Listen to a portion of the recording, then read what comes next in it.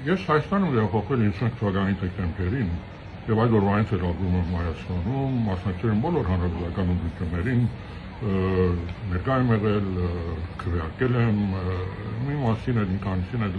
անմիջական մասնակցություն եմ ունեցել որպես պատգամավորական թեկնածու։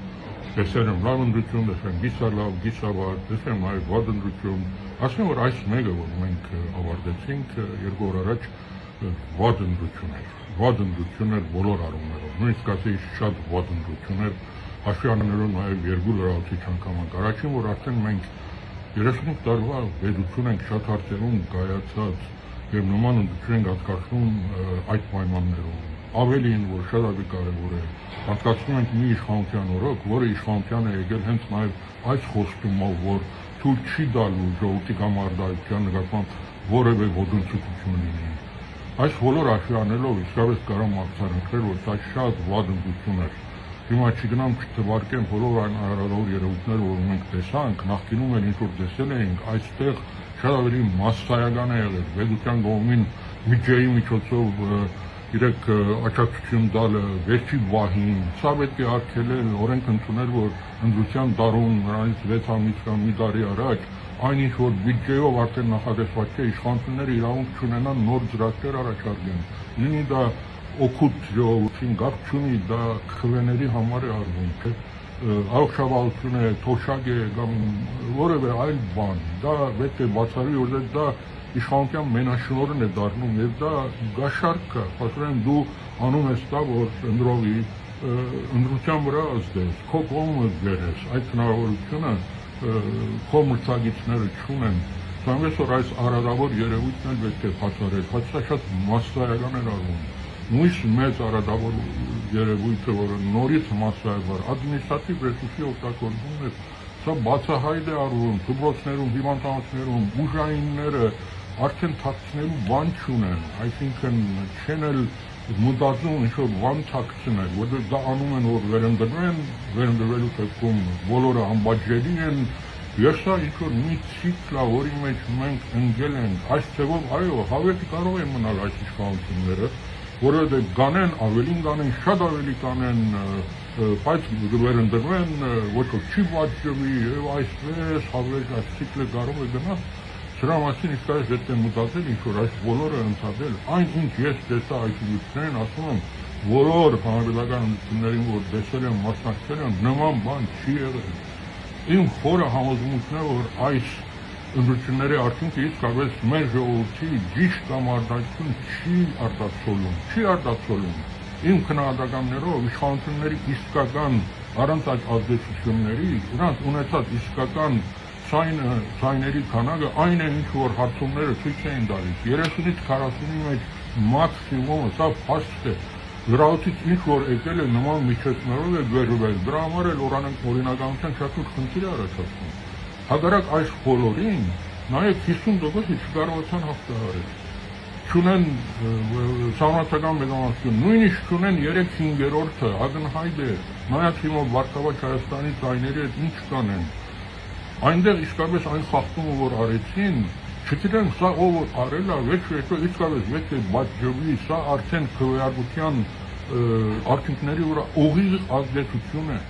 Մենք տեսանք, չէ, երբ որ Մեծնական ընտրական հանձնաժողովը ամփոփեց արդյունքները, 4 թիվը տեսել ենք, չէ, կայքի վրա, մեր աչքերով տեսել ենք, ես նույնիսկ եթե չեմ սխալվում, նկարած ունեմ այդ կադրը։ Տեսել ենք, բայց հետո փոխեցիք, չէ։ Դաշտեցիք 3.96, շատ փոքր ինչ-որ դոգոս իջացիք, որ չանցնեն, որովհետև ես լուրջ հիմք ունեմ կասկածելու եւ այդ հիմքը չուք տալիս, որտեղ սա վատահարություն չի կարող լինել։ Եվ իմ համոզմունքը այն է, որ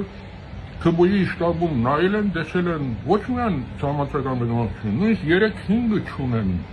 որ կարողանան նշանակումներ անեն, կարողանան թեկուզ ինչ-որ համապատասխան օրենք փոխեն։ Ես սա իրենց համար համարել են, որ անընդունելի է, ինչ-որ բան պետք է փոխեն եւ հանձնարարել են, բարդացրել են, ջնջել են, չգիտեմ, որն են արել, բայց հիմք ունեն կասկածելու, չէ։ Սա չկարող պատահականություն լինել եւ այդ թիվը փոխվել է։ Հետո փորձել են արտահայտել էլեկտրոնային քվեարկության, դա էլ փաստորեն ջրվեց, երբ որ Վարշավա Հայաստանը իվալդիվ իրենց կարողացան գտնել իսկապես թե խախտումը գեղձիկը ուր է եղել։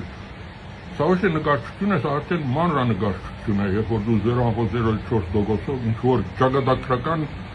բան ես անում, փոփոխություն ես մտցնում, սա քրիտիկական ընդդիմության համար, սա իշխանության համար ինչ-որ 3-5 ունենալը իրեք շատ կարևոր է, բայց արդարությունը պետք է վեճ-վեճով քերիչվի, չէ՞, անկախ թե ինչպիսի արդյունք կլինի։ Սրանից որ ես իսկապես խորը համոզում ունեմ, որ այդ թվերը չի արտահայտում իսկապես մեր ժողովրդի իսկական ցանկությունը կամ արտահայտությունը։ 50+ չի ունեցել այս իշխանությունը, սա նույնպես ես կարծում եմ լեգիտիմության լուրջ հարց է առաջացնում։ Այո, հետո ավելացվել է բոնուսների եւ նաեւ փոշիացած ձայների միջոցով, բայց ինքը քվեների արդյունքում անկախ դրանից թե ոնց են բերվել այդ քվեները, նույնիսկ դրանցով իշխանությունները 50%-ի չեն հաղթահարել։ Սա ինչ է նշանակում։ Սա նշանակում է, որ հայ ժողովուրդը այս իշխանություններին մանդատ չի տվել սահմանադրական փոփոխություն անելու։ Սա միանշանակ է, որտեղ սահմանադրական մեծամասնությունը չեն ունեցել, որի գոչը ժողովրդին գործող վարչապետը արել է, չէ, ասել է ինձ պետք է սահմանադրական մեծամասնություն, որովհետեւ սահմանադրություն փոխել, ժողովուրդը ոչ է ասել այնտեղ միանշանակ։ Այսինքն իշխանությունները չունեն մանդատ ժողովրդի կողմից սահմանադրությունը փոխելու, չեն կարող սահմանադրությունը ձեր տան։ Երկրորդ,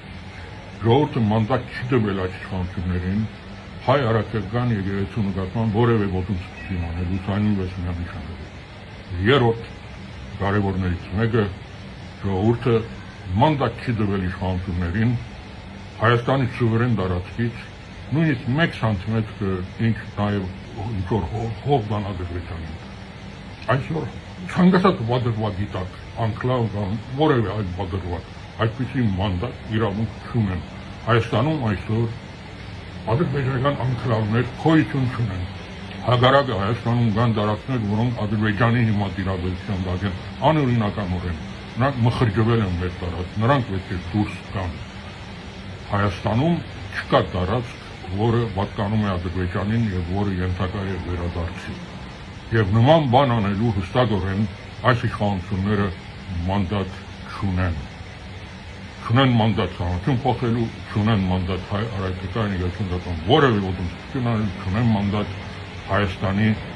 տարածքային ամբողջականությունը խախտելու։ Սա կարևոր հանգամանք է, եկեք արձանագրենք եւ ես գոչ եմ անում բոլորին, որ մենք իսկապես դիմադրենք